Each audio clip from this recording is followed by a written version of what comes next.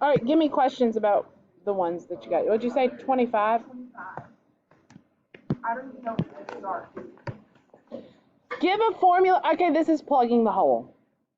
Okay. So f of x equals x squared minus 9 over x plus 3, and it says x equals negative 3. Find a formula for the extended function that's continuous. I don't know. Nope. It's a 101. Well, okay, you saw that the graph's on the next page. No, I did not see that. Does that help you now? It might help me, yes. It might help. You might know how to do it now. Okay. All right, so this is 25. So for 25, I've got this graph. On the next page,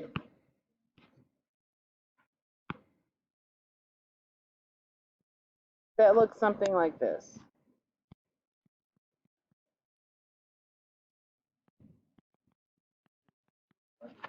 This is 2. This is 3. Mine's not drawn to scale. Bless you. Looks like that's happening at about 2. Okay, so the first question asks, what's the limit as x approaches 3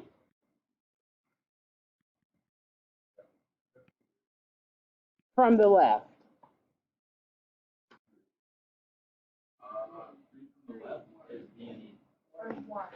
It's 1. Why is from the left, and so that's 1 on the graph, yeah. The other left. What is g of 3? 1.5. That's the actual point here that's defined, right? Is g of x continuous at x equals 3?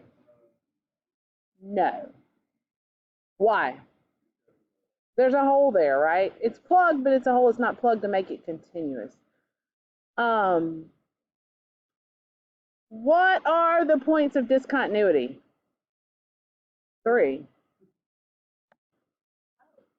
Yeah. Welcome. 9.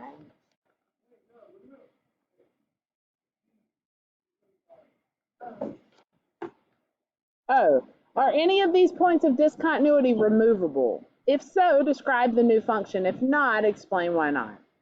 What does removable discontinuity mean? You can plug the hole. Yes, so is it removable? Can you remove the discontinuity and force it to be continuous? Yes, right? Because I can take this off, I can plug this hole right here, and now it's continuous on its domain. It doesn't have that point of discontinuity. So the new function would be whatever all this is, I'm going to call it g of x, between -1 and 3, 20, yeah. And then it would be, what does that need to be, 1? To make 1 when x equals 3. That would make it continuous. I plugged the hole. You're literally filling in the hole. Yeah. That's so simple. Yeah. That's an extended function. This is called an extended function, and it's called removing a discontinuity 25 and plugging a hole. All those things are the same thing. Okay.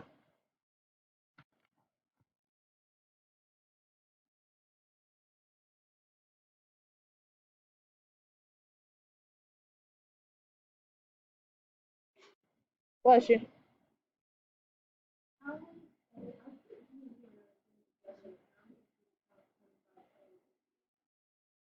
(25a) is 1. Because as I approach 3 from the left, it's 1.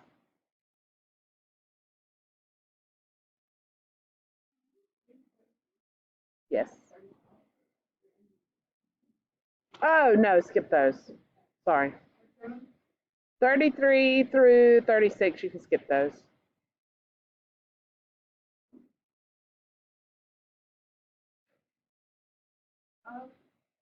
Number 9 and 11. Yes. And I don't know how 11 is non-chapter. Sometimes these things get. We'll look at it. X 1 over X. No, anything that says in behavior models, no. Yeah, anytime you encounter an in behavior model, skip over that. All right, number 9. The limit as x goes to 0. X cosecant x plus 1 over x cosecant x. Okay, so let me think through this because I really don't want to have to use a identity. I would split this up too. Okay.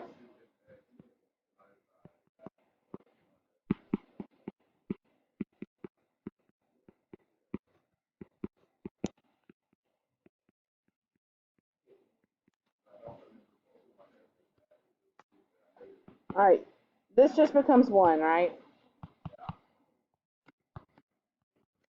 I'm probably going to split this up again and say 1 over x times 1 over cosecant x. Because what's 1 over x?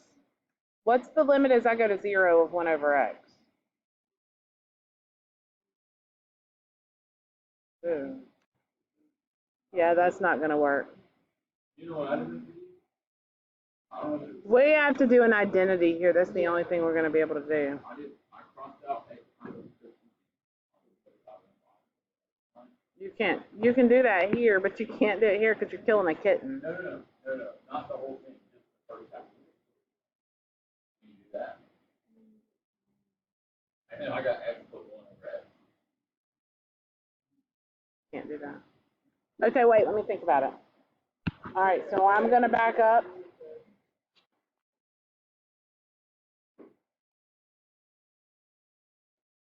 What if, okay, I'm going to go from here. Whoa. I was going to say, let's see, can we rewrite this? Cosecant is the same thing as what?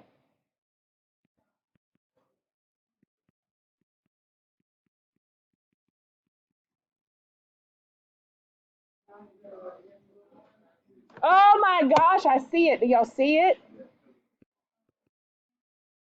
All right, this is 1 over x times 1 over sine x. What is 1 over sine x? Possibly.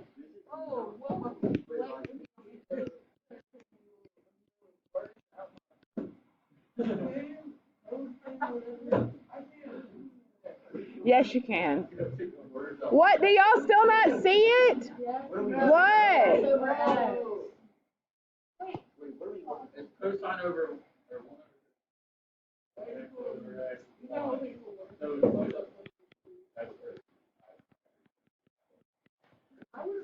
That's the one that's highlighted in your notes and starred that I said don't ever forget. I don't know how to get to that. I can see it now, but I would never do I didn't know how to. Okay, so let me tell you because you see, I went the wrong way with it whenever I do it, and that happens with limits. You have to be willing to back up and rework it. So what I did whenever I first started, I split them up, right? And I think a lot of you saw to split them up. At the very least, you saw this repeated in the top and the bottom and knew that something was going on with that, right? So I split this up into the two fractions. Nobody's really lost on that, right? Y'all okay? All right. When I did that and I got 1 here, I was like, okay, this is the one I need to focus on working with. So I need to do any and everything that I can to try to get it to where either I know what the limit is or something cancels out or I could rewrite it a different way. So my first thought was split it up and evaluate each limit on its own and then multiply them together. But that didn't work, right? Because 1 over x, what is it doing? 1 over x is not defined there. That limit's not defined because there's an asymptote. So then I backed up and went, okay, what can I do? If you ever see a tangent, a secant, or a cosecant, try rewriting them, right? Tangent is sine over cosine.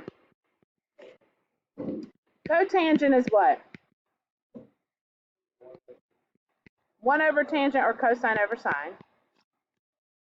Secant is 1 over cosine. And cosecant is 1 over sine. Always try one of those if you get to a point where you just don't know what to do. Those are easy fixes. Okay, sin x over x is 1. What is cosine x? What is cos? What's the thing you're supposed to remember with cosine? We just did the sine one, the sine x over x. I know, but I'm not worried about it. There's something in there.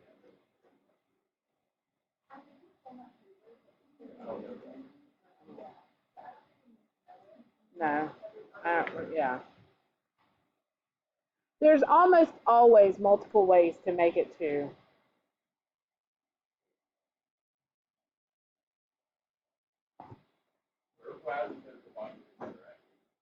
Yes, as long as it doesn't cancel out. So have y'all changed from limits and manipulation of that being the hardest to trig manipulations the hardest? Is that the hardest part?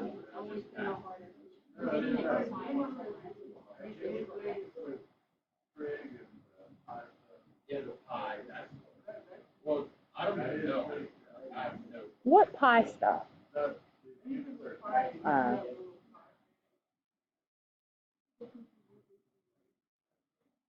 All right, what else on your homework that I can do for you? 7?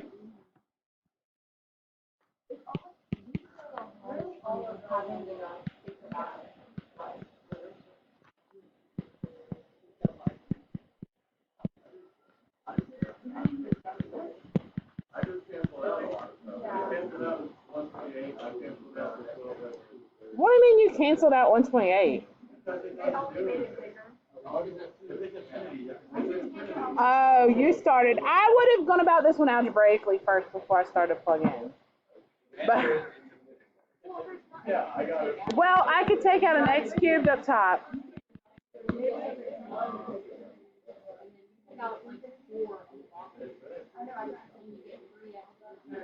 Is that all you can take out?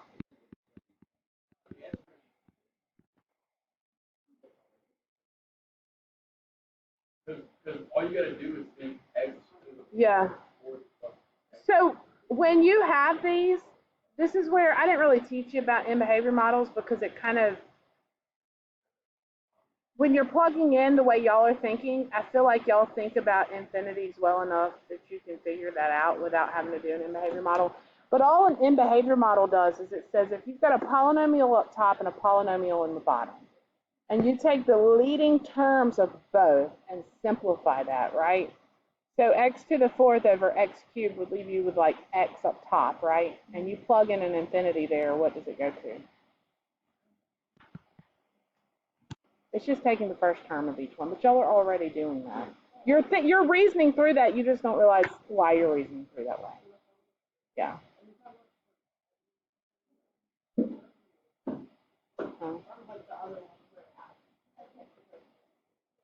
As long as it's a rational function, yeah. Now, if this was going to negative infinity and I plugged in this way, it would be negative infinity. So it depends on which one you're, yeah. So as you go, yeah, you would have two, here as you go to positive infinity of all of this, I'm going to call this f of x, you would get positive infinity. But if you do the limit to negative infinity here, you would get negative infinity. Because remember, I'm just looking at that, just x. Right. Or if you, well, if you do it the way you have been doing, right, you'd have, you're going, this is, yeah. If you plugged in a negative, okay, so that's positive infinity, right? But what about the bottom? You would be dividing by a negative infinity. Yeah, but you would also be. It's a plus. Well, then you'd also be. Okay, so you've got 4 infinities, right? Multiplied together because they become positive. Plus I'm saying plus, but really it's like minus because that would be your negatives, right? Oh, so you have to like think about the next one. And then on the bottom, I have 3 negatives, which would give me a negative on the bottom. So it would be a negative as I go to negative and a positive as I go to positive. It's very conceptual with how you're.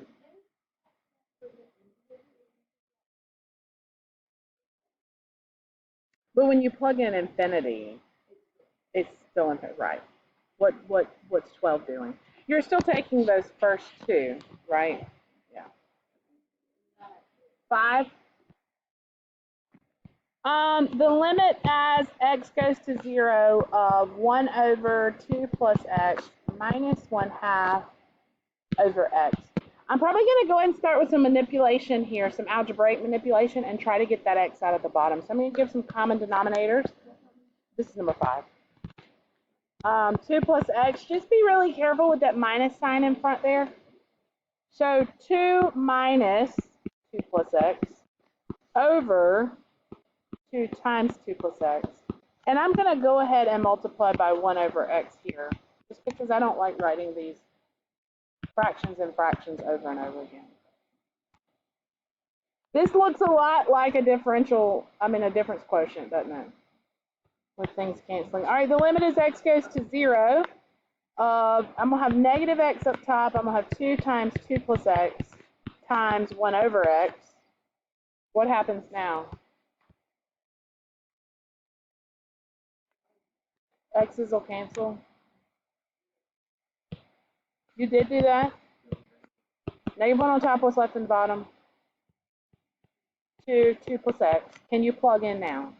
Yes. When you plug in, you get negative 1 over 4. Yes.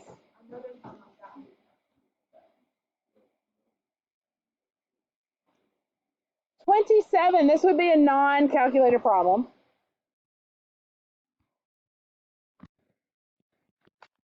F of x equals x plus 3 over x plus 2. So you have to find vertical asymptotes and describe the behavior using limits to the left and right of that asymptote. So first off, where is my asymptote? Negative 2.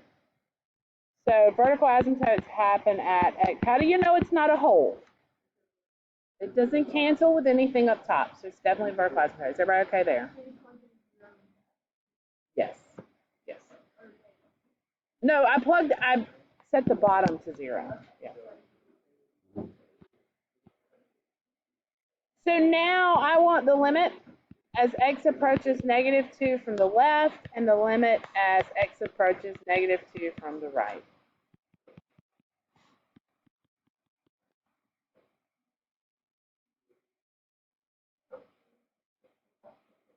Any ideas? One of them is going to be infinity or negative infinity, right? Maybe both of them, but I need to know. They're both infinity. They both go up.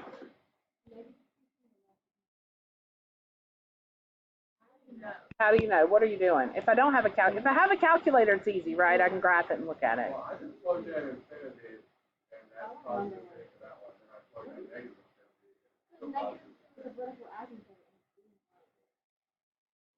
infinity.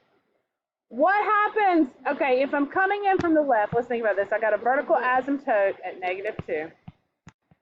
Think back to rational functions when we were graphing. The degree of the top is the same as the degree of the bottom. Do I have a horizontal asymptote?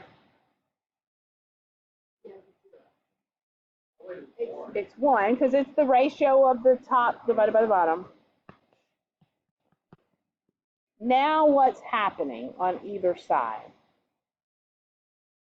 What's it doing?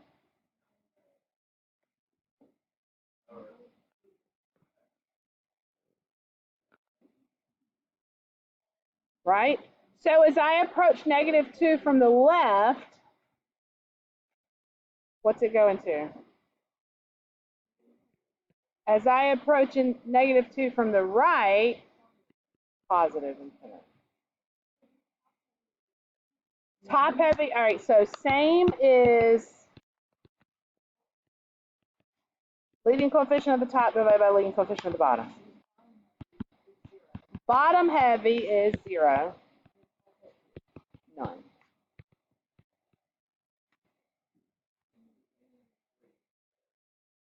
These are horizontal asymptotes. Of rationals, this is rationals.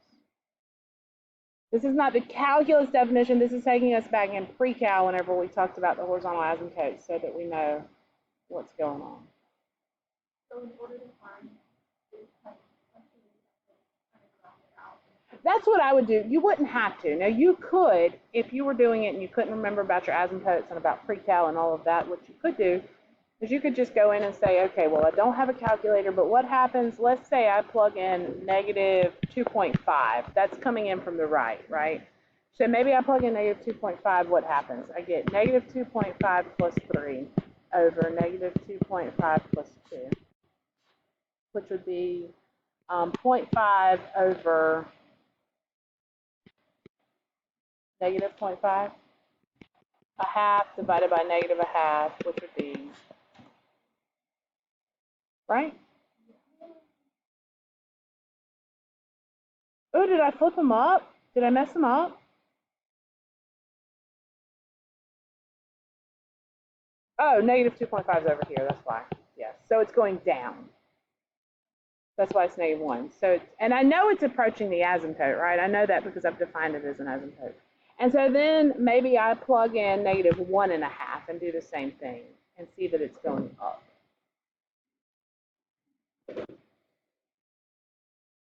I would argue that you would, for one like this, you would probably, you'd probably be asked to define that it has an asymptote, but knowing exactly what it does, I wouldn't say you wouldn't have a calculator. You'd need to show everything by hand, but I would say you probably have a calculator doing it. You'll be surprised. If there's any doubt that you probably need a calculator, the most surprising part is whenever they give you some computations that are crazy that you go, why would they not let me have a calculator for this? Like, yeah.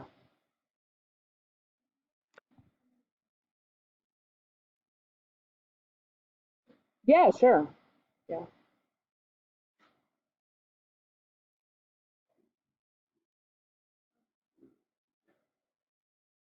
What else? Yes. 31 asks you to find all points of discontinuity.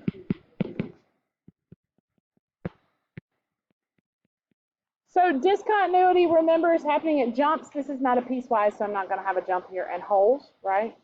What's wrong? Are you just watching? And vertical asymptotes. So I don't see any holes, but what I can do is go ahead and factor this down. Nothing's going to cancel, so there are no holes. So now I'm going to check for asymptotes. Asymptotes happen where the bottom equals 0, vertical asymptotes, that is. So 2 minus x equals 0, 2 plus x equals 0. So I have vertical asymptotes at both positive 2 and negative 2. Is that all it asked me? Those are the points of discontinuity. Those are infinite discontinuities because they're asymptotes. That's all. No hole because nothing cancels. That's exactly right. Yes.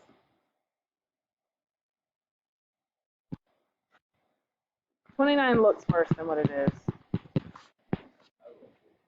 It does.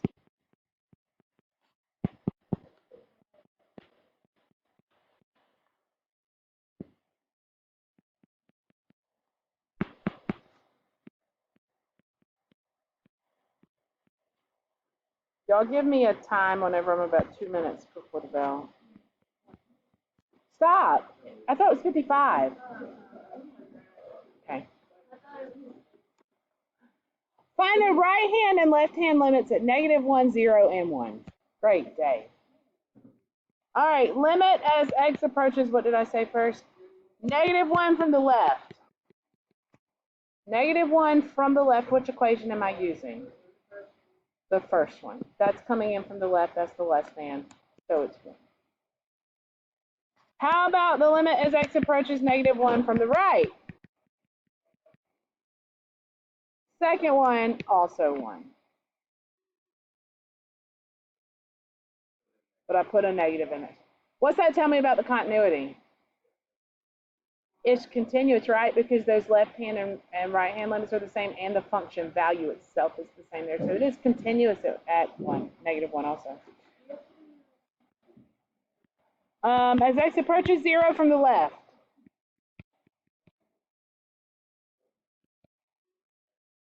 what are you using? The second equation. So 0. This is when it equals. I'm not worried about when it equals. I'm talking about when it comes in from the left, which is here, right?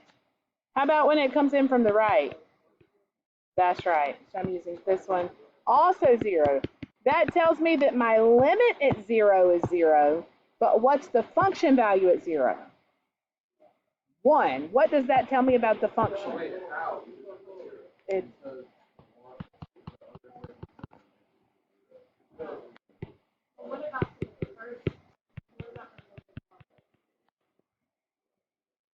What about for what?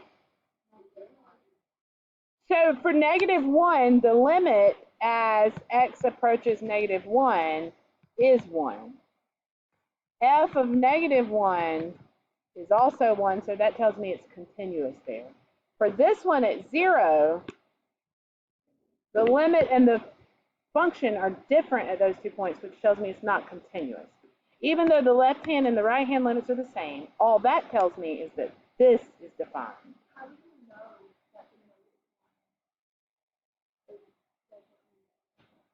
that I don't know if it's already out. Some of the f of -1, that's right. That because of that line under that inequality sign, it includes -1. Does that make sense?